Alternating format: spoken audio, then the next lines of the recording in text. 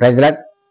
మన ప్రభువైన యేసుక్రీస్తు నామములో అందరికీ ఈ ఉదయకాల సమయమున అందున పరిశుద్ధ దినము, పునరుద్ధాన దినము, ఆదివారమున అందరికీ ఉదయకాల సమయమున శుభాభివందనములు, అలాగే మదర్స్ డే శుభాకాంక్షలు కూడా తెలియజేసుకుంటున్నాను. చూడండి, ఈ దినమున మనకు దేవుడిచ్చినటువంటి గొప్ప వాగ్దానము, అది సామెతల గ్రంథం నుండి 31వ అధ్యాయంలో 30వ లేఖనాన్ని ఒక్కసారి మనం స్పష్టంగా చదువుకుందాం.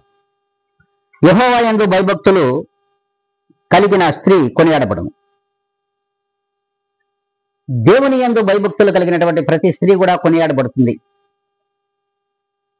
అందులోనూ ప్రతి తల్లి కూడా దేవునిలో కొనియాడబడుతుందంట.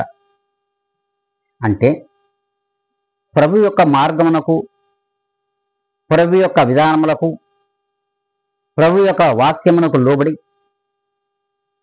ఈ లోకములో స్త్రీలు ఏ దినమైతే నడుస్తారో, ఏ దినమైతే భయభక్తులు కలిగి జీవిస్తారో వారు ఖచ్చితంగా దేవునిలో కొనియాడబడతారంట. అందుకే దేవుడు స్పష్టంగా ఈ దినం మనతో మాట్లాడుతున్నాడు. మన కుటుంబముల్లో ప్రతి స్త్రీ కూడా, ప్రతి తల్లి కూడా వారి యొక్క బిడ్డల విషయంలో, వారి యొక్క బిడ్డల ప్రవర్తన విషయంలో అతి జాగ్రత్తగా చూసుకోవాలి అని దేవుడు అంటున్నాడు. అట్టి చూచుకుంటున్నటువంటి ప్రతి స్త్రీ కూడా దేవునిలో కొనియాడబడుతుంది. బిడ్డలను అత్యంత ఆదరణతో, సంతోషంతో, దయతో దేవునిలో పెంచగలగాలి. దేవుని యొక్క జ్ఞానమును వారికి బోధించగలిగిన నాడు ఆ స్త్రీలు ఈ లోకంలో కొనియాడబడతారని దేవుని వాక్యం సెలవిస్తుంది. అందుకే దేవుడు ఈ దినమున ప్రతి స్త్రీతో కూడా మాట్లాడుతున్నాడు. ప్రియమైన దేవుని విశ్వాసి, ప్రియమైన సార్వత్రిక సంఘములలోని ప్రతి క్రైస్తవ విశ్వాసులతో మాట్లాడుతూ ఉన్నాడు. ప్రతి స్త్రీ కూడా వారి వారి మార్గములను దేవునిలో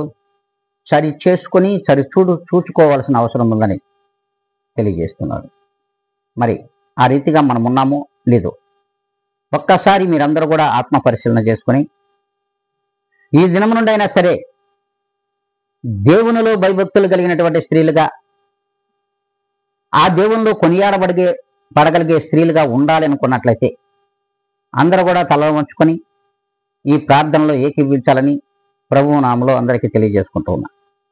మహాపరిశుద్ధుడా, ప్రేమ కలిగిన మా తండ్రి, కృపా కనికరములో కలిగిన మా దేవ, మీ పాదములకు వందనములయ్యా. అవును ప్రభువా, ఈ లోకంలో మేము నాయన ఎటు పోతున్నామో, ఎలా జీవిస్తున్నామో, యాంత్రికపరమైనటువంటి జీవితాలు, యాంత్రికపరమైనటువంటి క్రియలతో ఈ లోకంలో బ్రతికేస్తూ ఉన్నాం.